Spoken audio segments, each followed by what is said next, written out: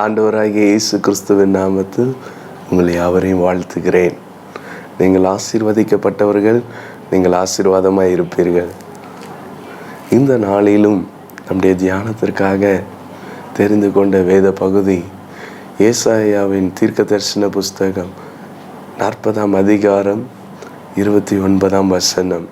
வேத வசனம் சொல்லுகிறது, ஏசாயா 40:29 சோர்ந்து போகிறவனுக்கு அவர் பலன் கொடுத்து சத்துவம் இல்லாதவனுக்கு சத்துவத்தை பெருக பண்ணுகிறார். சோர்ந்து போகிறவனுக்கு நம்முடைய தேவன் பலன் கொடுக்கிறவர். 1 ராஜாக்கள் 19ஆம் அதிகாரம் 4ஆவது வசனத்திலே அங்கே எலியாவை குறித்து வாசிக்கிறோம். எலியா சோர்ந்து போய், போதும் கர்த்தாவே, என் ஆத்மாவை எடுத்துக்கொள்ளும், என் பிதாக்களை பார்க்கிலும் நான் நல்லவன் அல்ல என்று சொல்லி சூரை செடியின் கீழ் படுத்து கொண்டு நித்திரை பண்ணினார். ஆண்டவர் என்ன பண்ணினார்? தேவதூதனை அனுப்பி அவருக்கு போஜனம் கொடுத்தார். தேவதூதன், கர்த்தருடைய தூதன் தட்டி எழுப்பி, எலியாவை போஜனம் பண்ணு. அவர் போஜனம் பண்ணிட்டு சோர்வு பாருங்க, திரும்பவும் அவர் தூங்கிட்டாரு. 2ஆம் தரமும் தேவதூதன் வந்து அப்போதான் அவருக்கு ஒரு வார்த்தையை சொல்றாரு, நீ போஜனம் பண்ணுப்பா, நீ போக வேண்டிய தூரம் வெகு தூரம்.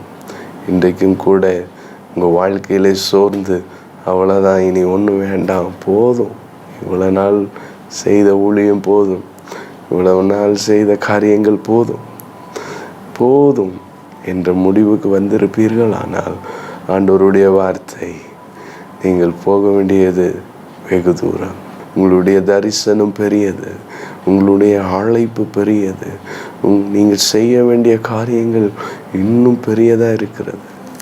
எலியா என்ன ஆனாரு? அந்த போஜனத்தின் பலத்தினாலே ஓரேப்பு மட்டும் 40 நாள் இரவு பகல் நடந்து போகிறார். அங்கு ஓரேப்புல போய் ஒரு குகைக்குள்ளே உட்கார்ந்து கொண்டார். அந்த குகையை விட்டு வெளியே வாப்பா என்று ஆண்டவர் சொன்னார். குகையை விட்டு வெளியே வந்தபோது ஆண்டவர் மெல்லிய சத்தத்தில், உனக்கு இங்கே என்ன காரியம்? ஏன் ஏன் ஏன் என்ன காரியம்? இங்கே என்னப்பா காரியம்?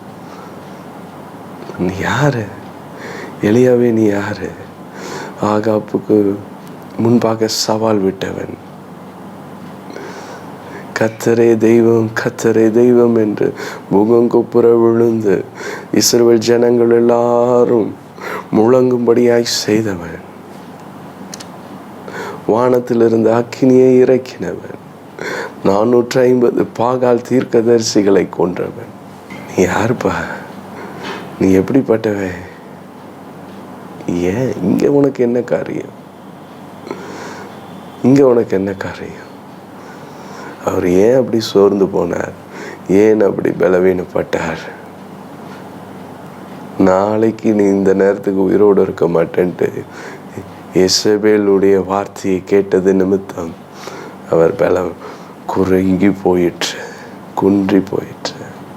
எஸ், இன்னைக்கு நீங்கள் யாருடைய வார்த்தையாவது கேட்டுட்டு உங்கள் வாழ்க்கையில் மன சஞ்சலத்தோடு கூட இருப்பீர்களானால், ஆண்டவர் உங்களுக்கு கொடுக்குற வார்த்தை, நீங்கள் பண்ண வேண்டிய பிரயாணம் வெகு தூரம், நீங்கள் செய்ய வேண்டிய காரியம், நீங்கள் செய்ய வேண்டிய ஊழியம் அது மிக பெரியது. இனிமே தான் ஆண்டவர் உங்கள் ஊழியத்துக்கு ஒரு துவக்கத்தை கொடுக்க போகிறார். இனிமே தான் நீங்கள் பெரிய காரியங்களை பார்க்க போகிறீங்க. ஏன் நீங்கள் கலங்குறீங்க? ஏன் நீங்கள் பயப்படுறீங்க? பயப்படாதே, நான் உனக்கு துணை நிற்கிறேன், திகையாதே, நானே உன் தேவன், நான் உன்னை பலப்படுத்தி உனக்கு சகாயம் பண்ணுவேன், என் நீதியின் வலக்கரத்தினால உன்னை தாங்குவேன். ஏசாயா 55ஆம் அதிகாரம் 8ஆம் 9ஆம் வசனத்தில் வாசிக்கிறோம். ஆண்டவர் சொல்லுகிறார், என் நினைவுகள் உங்கள் நினைவுகள் அல்ல, என் வழிகள் உங்கள் வழிகளும் அல்ல.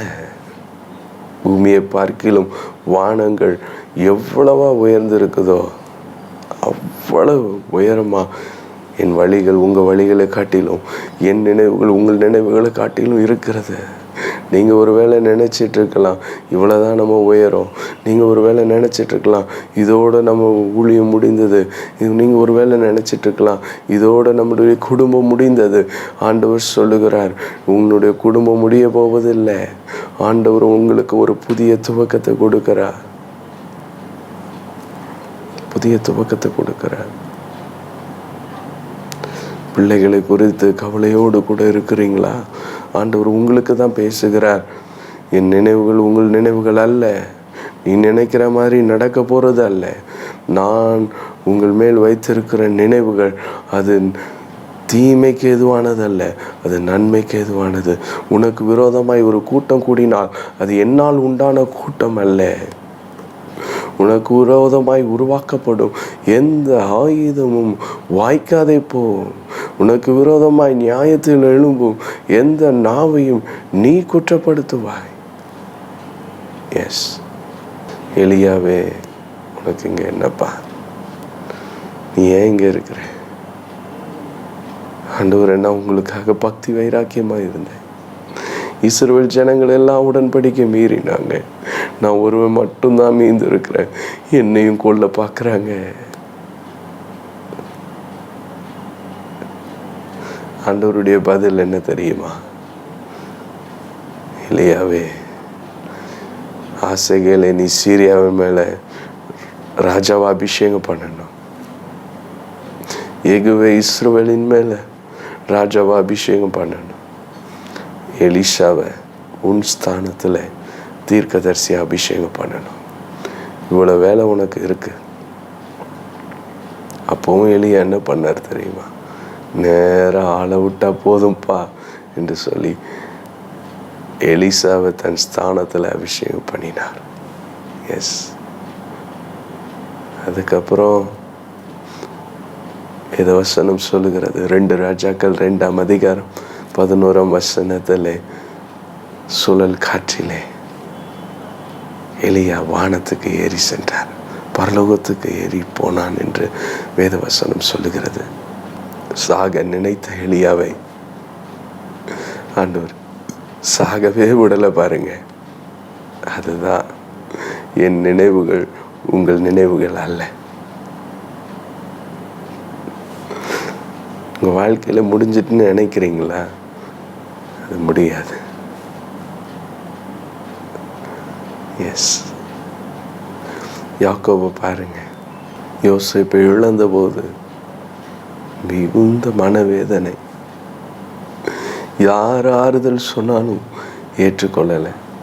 நோ, வேண்டாம், நான் இனிமேல் துக்கத்தோடு தான் பாதாளத்துக்கு போக போகிறேன்.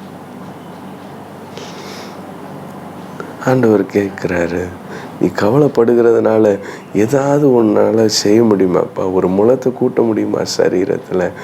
ஏன் கவலைப்படுகிறீங்க?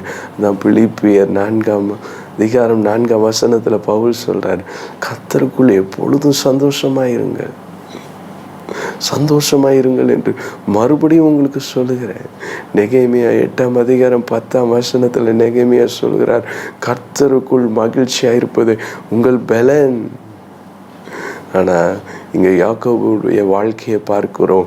யாக்கோபு யார் சமாதானம் கூறினாலும் ஆறுதல் கூறினாலும் அதை ஏற்றுக்கொள்ளவில்லை. நான் ஆசையா வளர்த்த என்னுடைய மகன் இறந்து போயிட்டான், அவ்வளோதான். இனி எனக்கு என்ன சந்தோஷம் இருக்குது? ஆங்கில பாடல் ஒன்று, even if I don't feel it you're working, even if I don't see it you're working, you never stop working, you never stop working. Yes, அதுதான் யோசேப்புடைய வாழ்க்கையில் ஆண்டவர் செய்தார். யாக்கோபு ஆண்டவர் செய்த கிரியையை அவனால் பார்க்க முடியல, உணர முடியலை. மறைவிலே யோசேப்பு வளர்ந்து கொண்டிருந்தான். ஆதியாகமம் 45ஆம் அதிகாரத்தில் கடைசி வசனங்களை பார்க்கும்போது யோசேப்பு உயிரோடு இருக்கிறான். அவன் எகிப்துக்கு அதிபதியாக இருக்கிறான் என்று சொன்னபோது அவன் நம்பவில்லை. உங்கள் வாழ்க்கையில் நீங்கள் நம்ப முடியாத சில அற்புதங்களை ஆண்டவர் செய்வார். உங்கள் கண்ணுக்கு புலப்படாது, உங்கள் சிந்தைக்கு எட்டாத அற்புதங்களை நீங்கள் காண்பீர்கள். இது எப்படி ஆயிற்று, எப்படி நடந்தது என்று உங்களை ஆச்சரியப்பட வைப்பார். யோசேப்பை பார்க்கவே முடியாது என்று நினைத்த யாக்கோபுக்கு யோசேப்பை பார்க்கவும் செய்தார், அவனுடைய பிள்ளைகளையும் பார்க்க செய்தார்.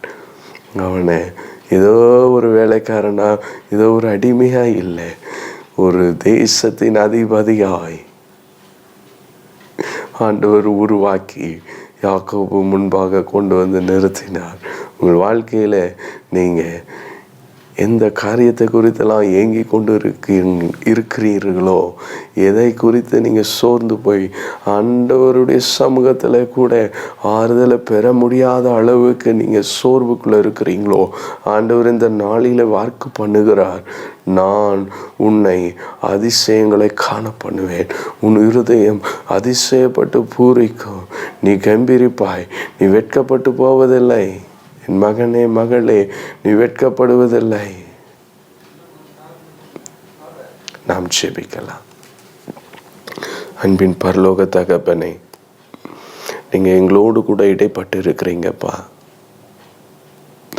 நீங்க எலியாவை கைவிடலை, நீங்க யாக்கோபை கைவிடலை.